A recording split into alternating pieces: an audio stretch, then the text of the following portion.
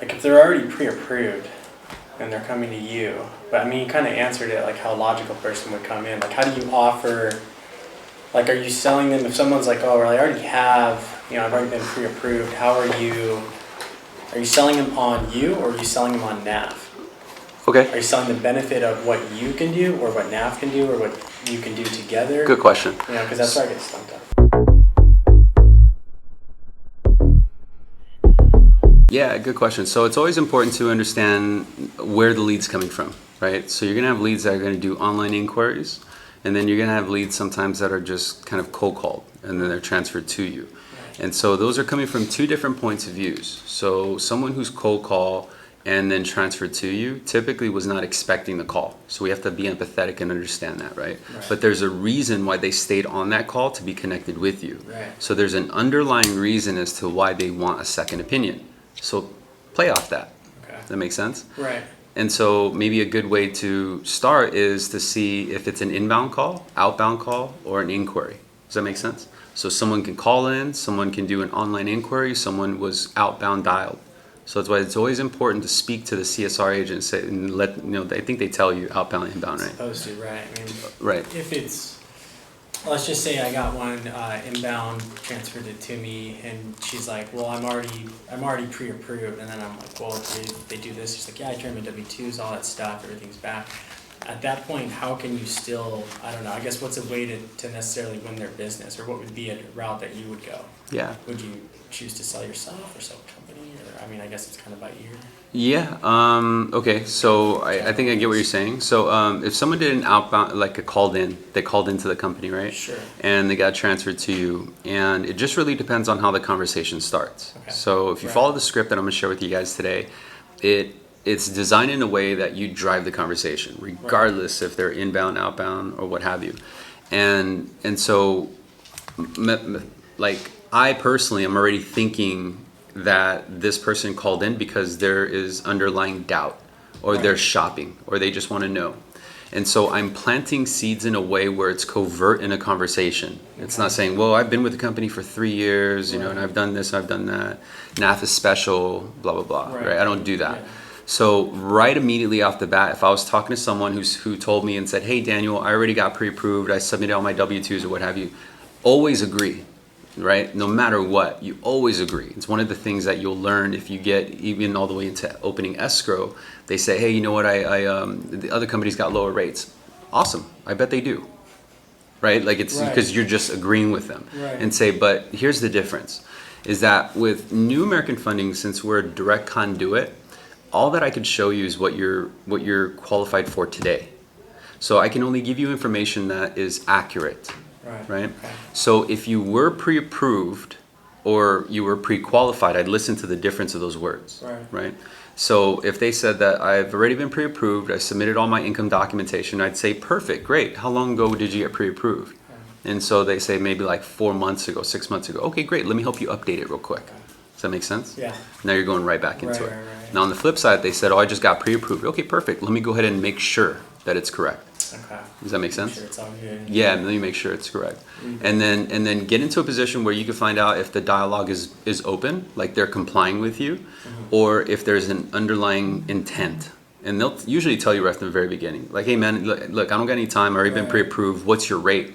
Say, okay, sounds like you already found your home. Is that correct? No, I didn't find my home yet. Oh, got it. So what do you want to know the rate for? Okay.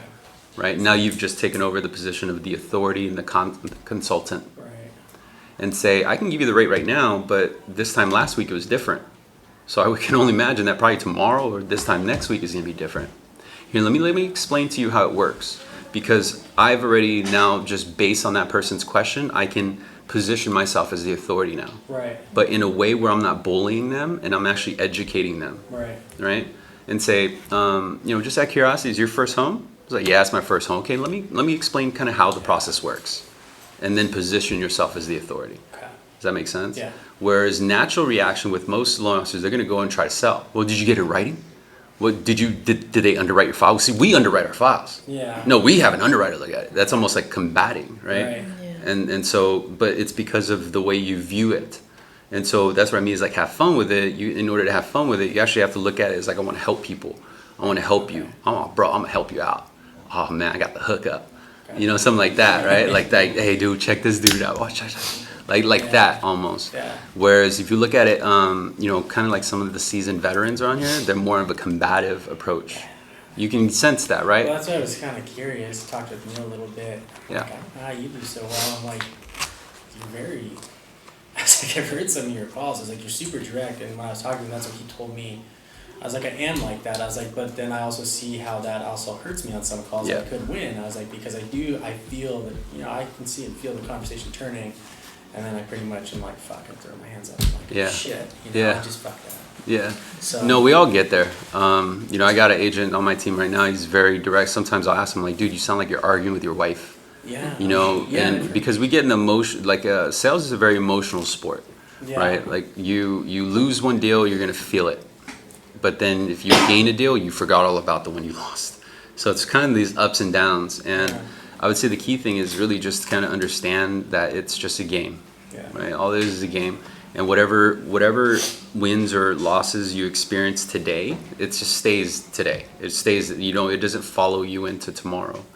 And, you know, Neil sits right behind me. I was actually in a graduating class with Neil. Me and him were in orientation together when we first got hired here. And I can tell you that for as long as we've both been here, and it's a little over 5 years, he's always been the same, Okay. right? But he's very direct, and that's Yeah. just him. Yeah. I've heard a few times where, like he just kind of admitted to you, like he could have probably won that deal, but it was more important to get that one up. Yeah. It was more important to prove his point. Yeah. And I mean, you could throw hard jabs all day. You could prove your point all day, but Yeah. the one who wins is the one who makes the paycheck. Right. Does that make sense? Yeah. So always keep that in mind. Yeah. And you know, I get to it too, where it gets combative. And the best thing to do is you know, there's this thing called pacing. Like it's where you're kind of matching their pace, like the way they're talking. Like if they're talking like this, I'm going like that, right? Then I'm gonna respond just like this, and I'm gonna go like that. Really? Yeah. You don't do the opposite. No, I match it, and then I say, oh, and then right in the middle of it, I go, oh, now I get it. Okay. And then they're all, oh, okay, so he gets me. Yeah. Yeah. I see. Yeah. Okay, now I understand what the confusion is. Yeah. Now bring it down. And so when I then bring back my tone down to this, and then talk about like that, and then I hear their change of tone, I got them. Yeah. Because they're normally like, oh, blah, blah, blah, right? Exactly. Yeah. No. I mean, you can tell when that happens when you say that one or two liner real quick, Yeah. and then they listen. Yeah. So that's what I'm trying to more so capitalize on. Is Yeah. what to, But don't expect it Yeah. though. You know what I mean? Because if you expect it, then you actually invite it. Okay. And unknowingly, you're actually making it happen. Right? Sometimes the questions or the phrases you Right. use, we kind of get defensive, you know? Yeah. I try to not be that way. You Yeah, I with know. people on the phone, I definitely don't want to. So. Yeah, there's people that you're going to come across. Just look at it as, just remember that not everyone is wired the same. Right. And just know that whatever they're going through has nothing to do with you. Right. Right? However they view this world has nothing to do with you. If anything, have fun with it, kind of laugh at it. Right. Like, all right, bro, take a chill pill. You know what I mean? Ooh, Yeah. kind of sucks to be you. You know, just look at it like that, you know? Right.